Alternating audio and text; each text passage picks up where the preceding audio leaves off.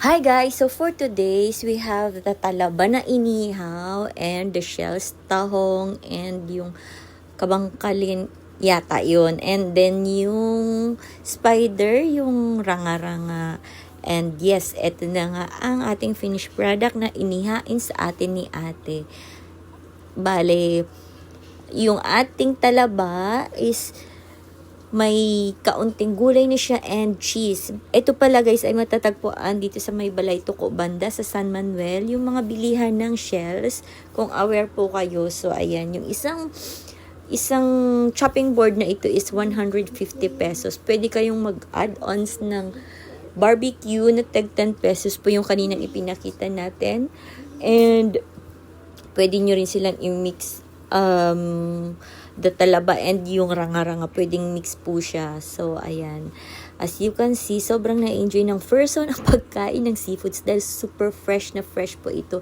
Bali, tinanggalan nila ng bahay ang talaba and then nilagyan ng konting veggies and cheese, tapos inihaw, and there you go, you can have it. Then, meron lang silang may chili and chili flakes and sausawan na suka. Yes, pwede nyo nang ma-enjoy ang kanilang food na super fresh na fresh.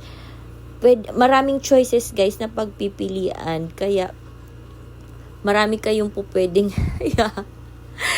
basta sobrang sarap kasi. Sobrang na-enjoy ko, natuwa ko siya. Kaya halos ubus na ubus ko kaagad. And hindi na ako makapagsalita, hindi na ako makapagkwentuhan sa aking mga kasama dahil wala na. Nagutom na naman ng person. Sobrang na-enjoy ko na ang pagkain. Tapos,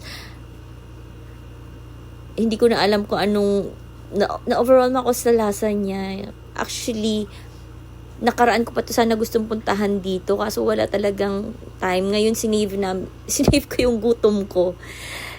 Diumiretso kami dito na kami nag-lunch. Ano na pala sila, open na sila kahit tanghali. Wala silang So, yun. Punta lang kayo doon sa may Balay Tuco banda sa bilihan ng mga shells sa San Manuel and makikita nyo na sila na nag-iihaw. Nagpe-prepare na sila. Better siguro kung mga afternoon ang punta dito para hindi masyadong mainit dahil nung pagpunta namin is kainitan. Pero dahil kami ay gutom at talaga namang gusto namin kainin ito, binanata na namin ng bongga ang pagkain ng kanilang iniyaw na talaba. Yes, sobrang wala. Ako lang talaga nakaubos. Actually, masarap sana siya kung mayroong what do you call this? Kanin. Pero, yan, medyo nagda-diet kuno tayo. So, tiisin natin.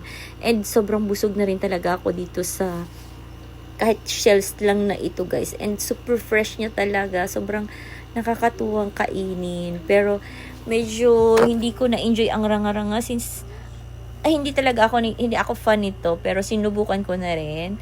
Medyo matigas siya for me and nalalakyan ako. Para siyang sigad-sigad na malaki. Medyo nahirapan ako pero dahil pinakain sa akin ng aking kasama, sige, itry natin i-enjoy ang pagkain ng ranga-ranga na ito. Sana matunawan ako sa pagkain ko dito dahil feeling ko talaga hindi ako matutunawan. Pero yes, na-enjoy naman natin ang pagkain nito. Pinakain niya sa akin lahat. So, sana natuwa ka na pinakain mo to sa akin, ha? Ayan. Pero, nag-enjoy ako sa talabaga. So, dapat nyo itong i-try kapag pumunta kayo sa Puerto and ma-enjoy ang pagkain ng talaba. I don't know kung ginaganahan kayo, pero yeah, sobrang na-enjoy ko ang pagkain. As in, nagmukbang talaga ako ng talaba kung po pwede lang kumain ng isa pang order, pero I know puputok na ang aking chance. So, ito na lang ang aking inubos. And yes, sobrang ang sarap kumain. Sobrang overwhelming ang feeling, especially the talaba. And masarap din pala guys, yung mga barbecue na nakain ko na shells. Hindi rin naman talaga papahulig yung mga yun. Kaya kung bababa kayo ng Puerto, pasyal na po kayo sa kanilang store at subukan nyo ng kumain ito kasi super sarap. Hindi kayo magsisisi, i-enjoy nyo ng sobra.